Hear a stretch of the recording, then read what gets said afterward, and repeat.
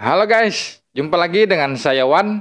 Kali ini kita akan sama-sama melihat dan menyaksikan bagaimana jejak rekam digital dari para pemimpin. Karena jejak digital ini akhir-akhir ini bermunculan kembali menjelang berakhirnya kepemimpinan Bapak Jokowi.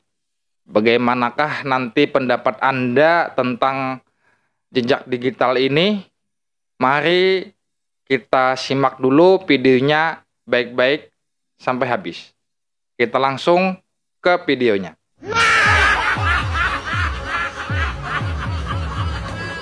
Banyak orang berkomentar kemana Gibran tidak ada, dan ini ketika Gibran muncul di publik kembali guys. Ini parah nih. Dan saya akan bacakan caption yang ada di dalam video ini ya.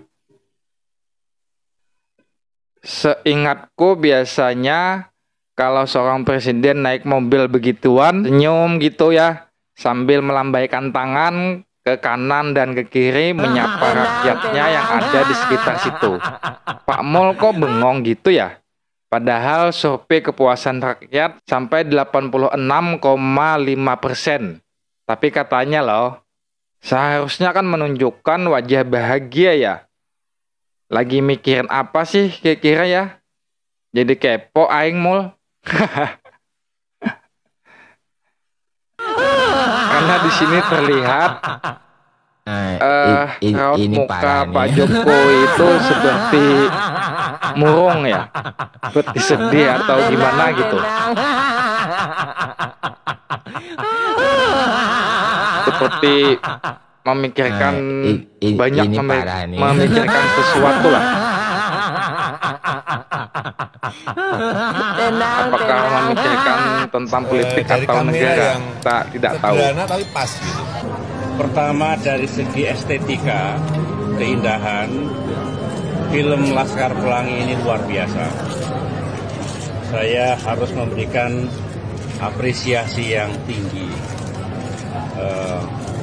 Acting dari para aktornya, para artisnya begitu natural, menggambarkan betul situasi. Tadi saya melihat film itu ini tadi adalah komentar dari Bapak SBY pada saat masih menjadi Presiden Indonesia, dan itu adalah komentar beliau saat setelah menonton film buatan anak bangsa.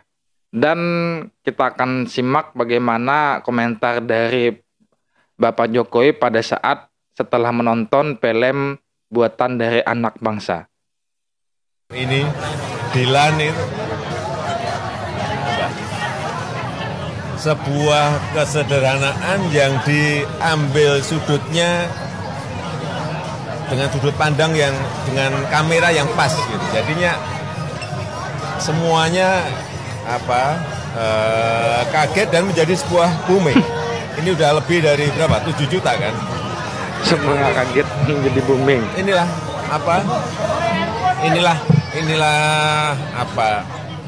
sebuah pacaran anak muda, tapi diambil dalam dari kamera yang sederhana tapi pas gitu. Kamera yang sederhana, tidak berlebihan, tetapi ya justru pasnya itu yang menyebabkan masyarakat menjadi semuanya ingin nonton. Dan saya harus sampaikan ini. Tolong fiskal dijaga, jangan terlalu banyak utang. Dulu sudah kita turunkan, jangan dinaikkan lagi. Supaya ruang fiskalnya cukup. Kalau cukup, jangan banyak agenda hutang. yang diinginkan dapat diwujudkan. Kalau tidak dari mana? Stop, jangan banyak hutang, kata Bapak Susilo Bambang Yudhoyono. Nah, uangnya tidak ada, pikirannya bagus, sasarannya bagus, agendanya banyak, but we have no money. Oleh karena itu kelola betul fiskal dengan baik. Government spending matters. Bahkan government spending yang bagus itu bisa menciptakan lapangan kerja baru. Ada connection antara policy dengan job creation. Itu juga penting. Last but not least sebetulnya adalah selisih ekspor dan import kita. Itu perlu dijaga.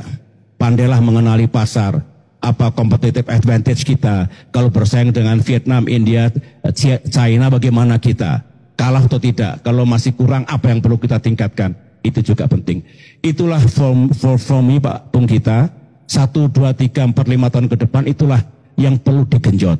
Kalau in the long run memang pertumbuhan itu berlaku bukan demand side economy, tapi lebih pada supply side tentang human capital, innovation, technology.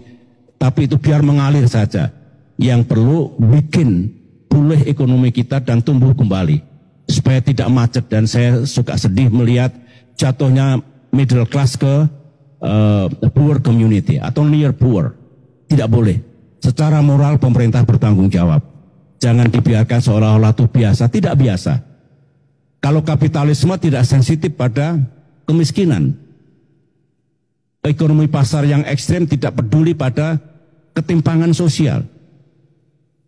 Tapi kita peduli. Pemerintah harus melakukan peran yang pas. Tidak terlalu berlebihan, tidak terlalu banyak. Just right. Supaya itu tadi, mengangkat yang miskin, mengurangi ketimpangan, yang akhirnya membangun kekuatan untuk ekonomi kita terus tumbuh. Itu pandangan saya on economy, terutama tentang stimulating economic growth in the years to come. Kita lihat tadi bagaimana cara Bapak SBY ini ngomong, menyampaikan sesuatu dengan sangat baik dan terlihat sangat berwibawa pada saat ketika beliau menyampaikan atau berbicara. Tidak ada kebanyakan AIO lah. Jadi silahkan saja Anda semuanya untuk menilai masing-masing bagaimana menurut pendapat Anda. I can share my experience. Nah, he show me your vlog.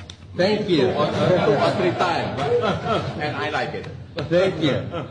Did you hear that? The president said he likes my vlog.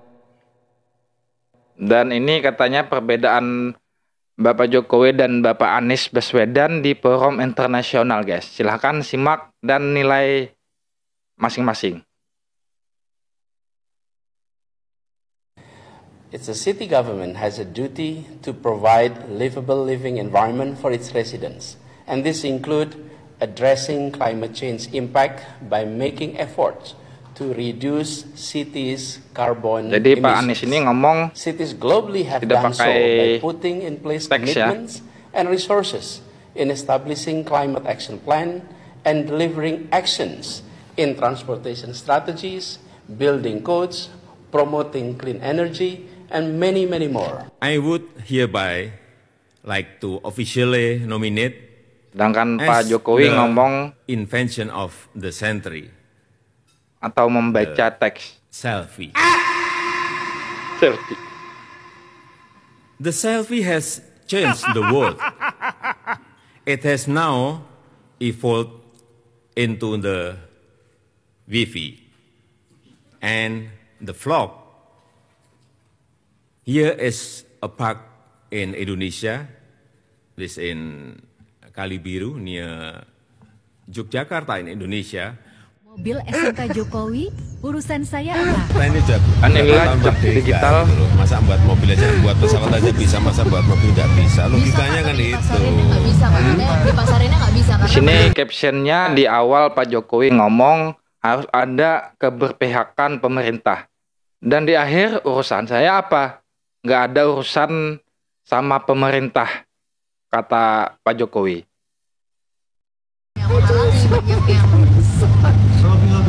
Ya itu problemnya. Oleh sebab itu keberpihakan pemerintah harus ada. Dan ini mobil SMK Ya. itu kan dulu produk Ya, itulah. uji coba dari prototipe dari anak-anak SMK di mana? Loh itu urusan orang industri, urusan saya urusan apa dengan produksi SMK? Nggak ada Betul juga sih. nggak ada urusan pemerintah, itu dikerjakan penuh oleh industri, dikerjakan penuh oleh swasta, pemerintah nggak ikut campur di situ. Pak Soeharto bilang ada groundbreaking lagi minggu ini, Pak. Apakah benar? Ya terserah kepala OIKN, kalau memang ada ya ada. Asing apa dalam negeri, Pak? Apanya? Investornya. Ya tanya kepala OIKN. Tanya kepala. Jangan tanya saya. Mulyono mengatakan bahwa IKN bukanlah proyek atau kemauan presiden sendiri, tetapi IKN adalah kemauan dan keputusan seluruh rakyat Indonesia. Ini bukan keputusan presiden saja. Ketika mendengar kalimat itu rasanya saya Bukan mau lempar kotoran ke yang presiden, punya comor guys. tersebut. Tapi sebenarnya mulut dia memang sudah kotor. Jadi apapun kata-kata yang keluar dari moncongnya, tetaplah itu sebuah kebusukan. Tetapi juga keputusan seluruh rakyat Indonesia. Itulah Seluruh penyakit kejiwaan yang rakyat sedang yang mana, menjalar Pak? di pikiran Mulyono. Jika sebuah proyek itu berhasil, maka dia akan mengklaim itu sebagai prestasinya. Tapi jika tercium akan gagal dan mangkrak, maka dia tidak mau disalahkan, tapi orang lainlah yang disalahkan. Dengan ini saya mohon izin untuk memindahkan ibu kota negara kita. Yang selalu membuat pikiran orang waras menjadi bingung adalah dia selalu menutupi kelemahan dan ketidakmampuan dirinya dengan membagi jabatan untuk para penjilat yang berada di sekelilingnya. Jurus utamanya adalah bagi-bagi bansos agar dirinya tercitra seperti orang baik melalui narasi kebaikan. Padahal sejatinya bansos itu adalah pembodohan, sehingga otak rakyat jelata secara eksplisit menilai bahwa dia seorang pahlawan sejati. Ketahuilah wahai rakyat jelata, sebenarnya bansos itu murni bantuan dari negara, bukan dari presiden kalian. Bansos berasal dari hutang negara, dan hutang itu kalian sendirilah yang akan membayarnya. Sadarlah, sebenarnya otak kalian sudah dimanipulasi oleh si mulut kotor. Sebetulnya apa yang salah hingga si mulut kotor itu berucap bahwa IKN adalah keputusan seluruh rakyat? Atau memang ini sudah menjadi rencana dia bersama anggota DPR? Jika IKN mangkrak, maka dimainkanlah narasi bahwa IKN adalah keputusan rakyat. Yang perlu kita ingat bahwa semua orang di seluruh dunia pun sudah mengetahui bahwa anggota DPR RI di masa Mulyono tidak lebih hanya sekedar tukang stempel dan pemandu hore eksekutif. Mereka hanya ramai bersorak di komisi mereka masing-masing, tapi ketika di sidang paripurna, mereka terdiam bungkam, seperti seonggok mayat yang sama sekali tak berguna. Undang-undang tentang IKN mereka buat dengan super cepat dan dikebut hanya dalam 41 hari saja. Jelas sekali di sini terkesan ada proyek yang kejar tayang. Ratusan triliun anggaran APBN digelontorkan untuk memenuhi ambisi Mulyono. Tapi kini menjelang akhir jabatannya, target untuk pindah pun gagal untuk dipenuhi karena memang IKN adalah proyek asal jadi. Mulyono mencari celah untuk melepas tanggung jawab, maka satu-satunya pihak yang bisa dikambing hitamkan adalah DPR melalui narasi dagelan bahwa IKN dibangun atas kehendak seluruh rakyat. IKN adalah bukti nyata bahwa Mulyono bukan bekerja untuk rakyat. Dia bekerja hanya untuk kepentingan kelompok oligarki. Di tengah lemahnya ekonomi dan kesusahan rakyat, Mulyono malah sibuk membangun istana. Begitulah karakter aslinya si Mulyono. Dia selalu saja mencari kambing hitam untuk menutupi kesalahannya.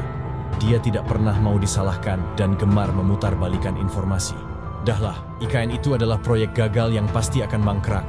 Kemudian akan menjadi sebuah monumen dari kekonyolan dan kedunguan seorang presiden ambisius dan anggota DPR yang serakah.